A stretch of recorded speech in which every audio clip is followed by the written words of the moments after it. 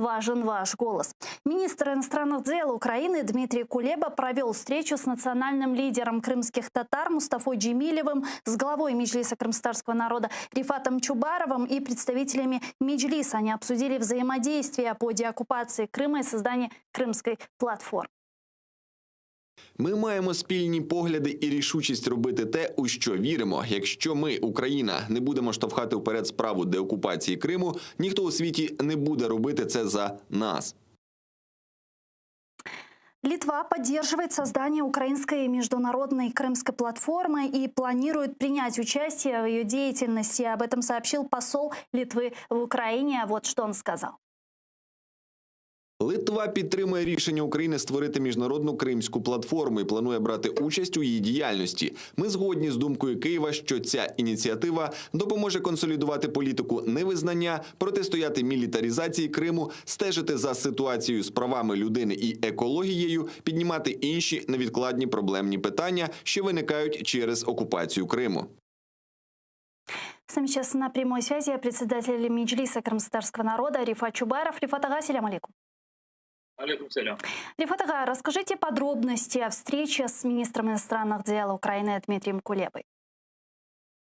Вчора дійсно відбулася зустріч з міністром закордонних справ. Це була зустріч міністра, його першої заступниці Еміне Джепарової, були керівники департаментів. З нашого боку були всі члени Меджлісу кримтатарського народу, які тут в Києві. Ну, зрозуміло, що наш лідер, пан Мустафа Джемілєв, народний депутат України. Ми обговорили нашу співпрацю щодо діяльності Кримської платформи. Уже есть у вас какое-то понимание, в каком формате будет эта крымская платформа? Вот можете очертить нам какие-то контуры для понимания? Смотрите, сейчас идет период очень активных консультаций. Вы знаете, что Крымская платформа, и особенно это знают и ваши зрители, это будет такая международная площадка, такой очень многосторонний консультативный формат. И мы хотим его запустить старт саммит глав государств, и все это предполагается провести в мае 2021 года. Мы очень надеемся, что ситуация, и прежде всего эпидемиологическая, к тому времени будет все это позволять.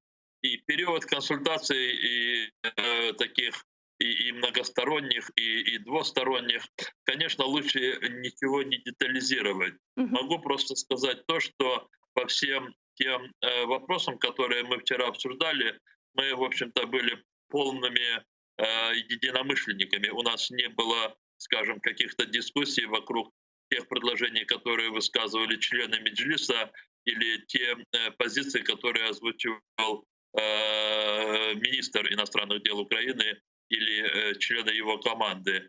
Мы все, как он действительно сказал, Дмитрий Кулеба, мы полны решимости и создать эту крымскую платформу, и самое главное, чтобы она послужила единственной цели как можно скорейшей деоккупации Крыма. И Фатага, правильно ли я понимаю, что как раз на вот этом крымском саммите, который планируют провести в следующем году в мае месяце, уже будет формироваться понимание самой платформы? Нет, понимание платформы зачем? Оно сейчас нарабатывается, и еще раз хочу сказать, что оно нарабатывается в консультациях. В принципе, но здесь очень важно, чтобы участие глав государств или их полномочных делегаций на этом форуме «Крымская платформа», но было осознанным, и мы все исходили из одной цели.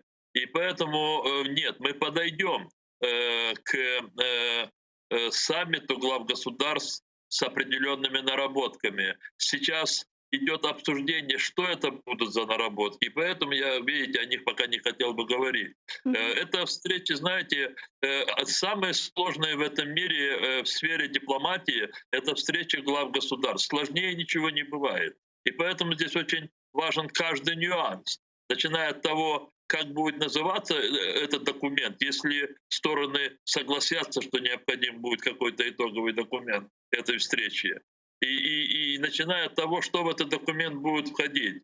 Наша позиция, она заключается в том, что, конечно, саммит глав государств, которые будут собираться в рамках Крымской платформы, он должен дать некий такой алгоритм всех их наших действий, которые могли бы повлиять на ситуацию и могли бы иметь значение для деоккупации Крыма.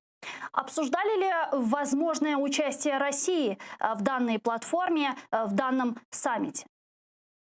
Вы знаете позицию МИДа, и мы ее не оспариваем.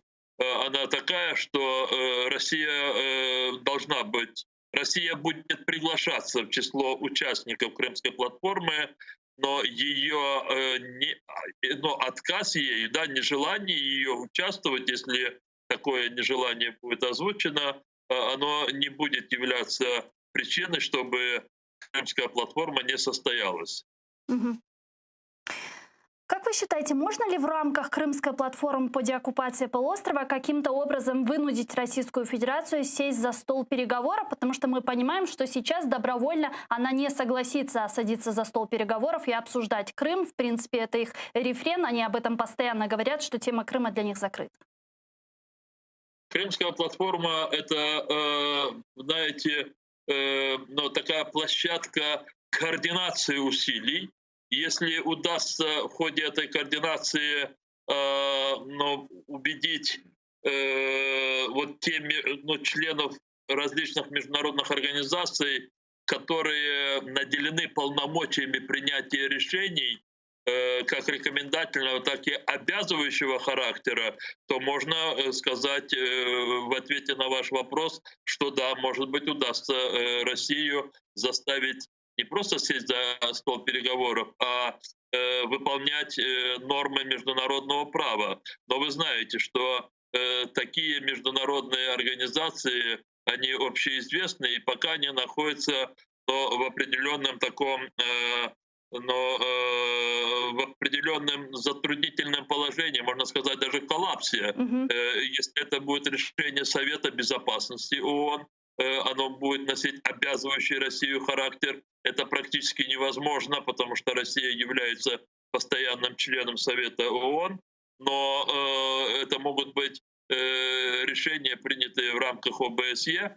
Наша главная задача, чтобы в рамках Крымской платформы давать четкие форматы тех действий, которые должно принимать международное сообщество, должны принимать государства, которые являются членами этих организаций.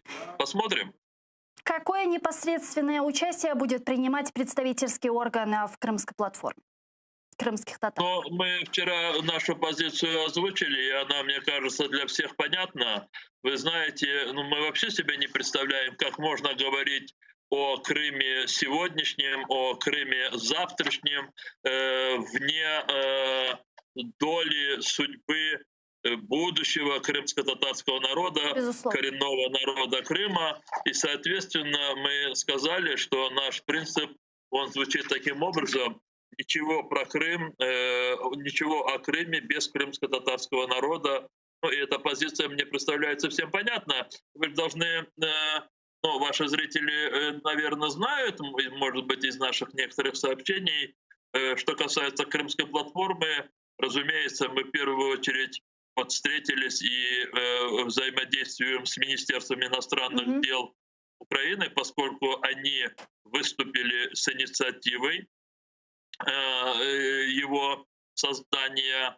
Хотя, еще раз хочу, я вчера об этом говорил, что если бы сейчас бы начали выяснять, откуда истоки Крымской платформы, то очень многие бы стороны, в том числе и члены Меджлиса, начали бы утверждать о том, что это была их идея там 3, 4, 5-летней давности. Эта идея действительно, она не просто звучала, она реализовывалась в той или иной степени, но, видимо, настало время, совпали все факторы, и когда Министерство иностранных дел Украины озвучило эту идею, ее поддержал президент Украины, теперь мы можем ее рассматривать и реализовывать как такой системный подход.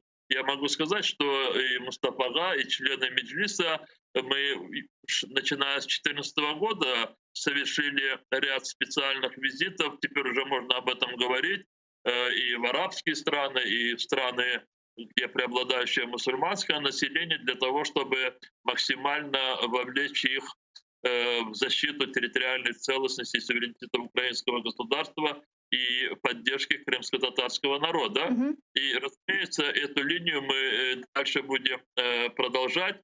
И вот это взаимодействие вместе с Министерством иностранных дел мы одновременно продолжаем осуществлять с другими потенциальными участниками Крымской платформы. Вот вы сегодня в новостях сказали про позицию Литовской республики словами посла Литвы в Украине.